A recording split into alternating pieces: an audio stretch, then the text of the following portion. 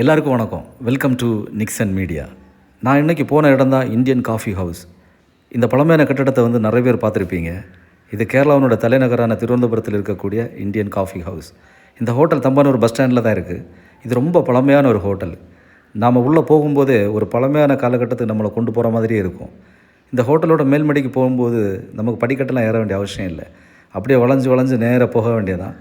இந்த ஹோட்டலோட சீட்டு பார்த்திங்க சொன்னால் வித்தியாசமாக இருக்கும். அது முற்றிலும் கற்களால் செய்யப்பட்ட இருக்கைகள். அதை மாதிரி இங்கே இருக்கக்கூடிய வெயிட்டர்ஸ் பார்த்திங்க சொன்னால் ராஜா மாதிரி இருப்பாங்க. அவங்களோட காஸ்டியூம்ஸ் அப்படியே ஒயிட் அண்ட் ஒயிட்டில் தலையில் அழகான பாகை எல்லாம் வச்சு பார்க்குறதுக்கு ரொம்ப அழகாக இருக்கும். இந்த ஹோட்டலுக்கு முதலாளிங்க எல்லாம் கிடையாது. முற்றிலும் இது தொழிலாளர்களால் நடத்தப்படுகின்ற ஒரு காஃபி ஹவுஸ். இங்கே எல்லா தொழிலாளர்களும் முதலாளிகளே. இந்த கான்செப்ட் நல்லா இருக்குல்ல.